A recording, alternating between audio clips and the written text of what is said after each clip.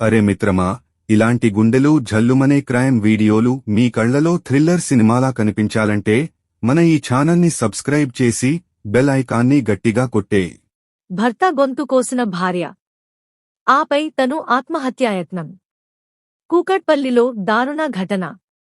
అప్పుల బాధతో ఆత్మహత్యాయత్నం. ఆసుపత్రిలో చికిత్స పొందుతున్న మహిళ. తొలి వెలుగు. హైదరాబాద్. అప్పుల బాధతో ఓ భార్య తన భర్త గొంతు కోయడంతో పాటు తను ఆత్మహత్యాయత్నానికి పాల్పడ్డ ఘటన నగరంలో సంచలనం సృష్టించింది. ఆర్థిక ఇబ్బందుల వల్లే వీరు ఆత్మహత్యాయత్నానికి పాల్పడ్డట్లు తెలుస్తోంది. తీవ్ర గాయాలతో భర్త మృతి చెందగా భార్య ఆసుపత్రిలో చికిత్స పొందుతోంది. వివరాల్లోకి వెళ్తే, గుంటూరు జిల్లా ఈర్లపాలెంకు చెందిన రామకృష్ణారెడ్డి, రమ్యకృష్ణతో కలిసి కేపీహెచ్బీ కాలనీ 6వ ఫేజ్లో నివాసం ఉంటున్నారు. రామకృష్ణారెడ్డికి అప్పులు పెరగడంతో ఇటీవల అప్పులు ఇచ్చినవారి నుంచి ఒత్తిడి పెరిగింది. దీంతో మనస్తాపం చెందిన రామకృష్ణారెడ్డి భార్య రమ్యకృష్ణతో కలిసి ఆత్మహత్య చేసుకోవడానికి నిర్ణయించుకున్నాడు. ఇందులో భాగంగా మొదట రమ్యకృష్ణ తన భర్త రామకృష్ణారెడ్డి గొంతు కోసి చంపేసింది. అనంతరం తను గొంతు కోసుకుంది. అయితే ఈ విషయం తెలుసుకున్న స్థానికులు పోలీసులకు సమాచారం అందించారు. సంఘటన స్థలానికి చేరుకున్న పోలీసులు ఇంటి లోపలికి ప్రవేశించి చూడగా రమ్యకృష్ణ తీవ్ర గాయాలతో ఉంది. రమ్యకృష్ణను చికిత్స నిమిత్తం ఆసుపత్రికి తరలించారు.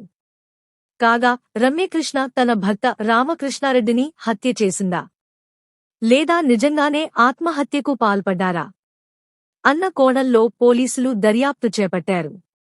రామకృష్ణారెడ్డి మృతదేహాన్ని పోస్ట్మార్టం చేసిన తర్వాత కుటుంబ సభ్యులకు అందజేస్తారు. ఈ ఘటన కూకట్పల్లి పోలీస్ స్టేషన్ పరిధిలో జరిగింది.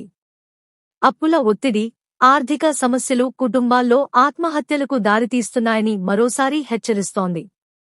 జాగ్రత్తలు మరియు సలహాలు.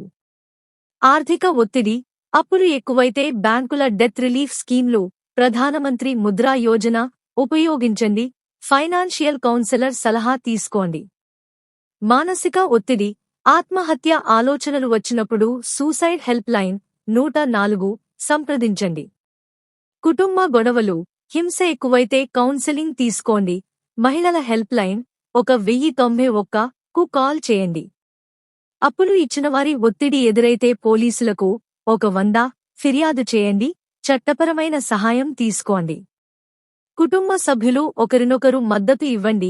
ఆర్థిక ప్లానింగ్ చేయండి.